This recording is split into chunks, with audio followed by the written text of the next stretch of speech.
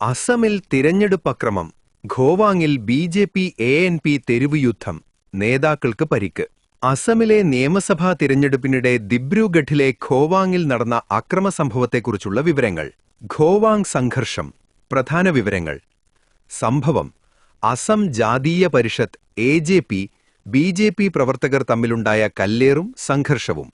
സ്ഥലം: ദിബ്രുഗഡ് ജില്ലയിലെ ഖോവാങ് മണ്ഡലം. പരിക്കേറ്റവർ: അസം ജാതീയ പരിഷത്തിന്റെ 3 പ്രമുഖ നേതാക്കൾക്ക് പരിക്കേറ്റു. സമുദ്ര ബരുവ, സ്വാക്ഷർ ബോർഗോഹൈൻ, ചിത്രകമൽ ഹാൻഡിക് എന്നിവർക്കാണ് പരിക്കേറ്റത്.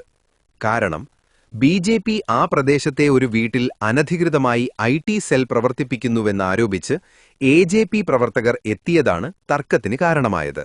അസം നിയമസഭാ തിരഞ്ഞെടുപ്പിന്റെ വോട്ടെടുപ്പ് പുരോഗമിക്കുന്നതിനിടെ ദിബ്രുഗഡിൽ വ്യാപക അക്രമം.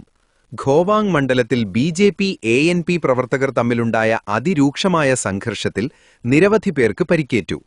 തിരഞ്ഞെടുപ്പ് ഡ്യൂട്ടിയിലുണ്ടായിരുന്ന ഉദ്യോഗസ്ഥരെയും പോലീസിനെയും സാക്ഷിയാക്കിയായിരുന്നു ഈ രാഷ്ട്രീയ പോര്. ഖോവാങ്ങിലെ ഒരു സ്വകാര്യ വസതിയിൽ ബി.ജെ.പി. ഐ.ടി. സെൽ പ്രവർത്തിപ്പിക്കുന്നുവെന്ന വിവരമറിഞ്ഞ് അസം ജാതീയ പരിഷത്ത് പ്രവർത്തകർ സ്ഥലത്തെത്തി.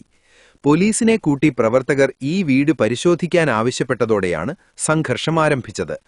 വാക്കേറ്റം പിന്നീട് കയ്യാങ്കളിയിലേക്കും പരസ്പരമുള്ള കല്ലേറിലേക്കും വഴിമാറി.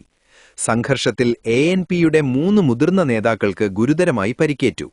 ഇവരെ ഉടൻ തന്നെ അടുത്തുള്ള ആശുപത്രിയിൽ പ്രവേശിപ്പിച്ചു. ബി.ജെ.പി. ആസൂത്രിതമായി തങ്ങളെ ആക്രമിക്കുകയായിരുന്നുവെന്ന് എ.എൻ.പി. ആരോപിച്ചു.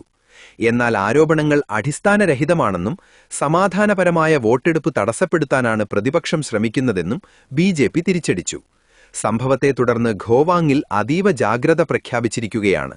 ദിബ്രുഗഡ് എസ്.എസ്.പിയുടെ നേതൃത്വത്തിലുള്ള വൻ പോലീസ് സന്നാഹം സ്ഥലത്ത് ക്യാമ്പ് ചെയ്യുന്നുണ്ട്. അക്രമത്തിലേർപ്പെട്ടവർക്കെതിരെ കർശന നടപടി സ്വീകരിക്കുമെന്ന് തിരഞ്ഞെടുപ്പ് കമ്മീഷൻ അറിയിച്ചു.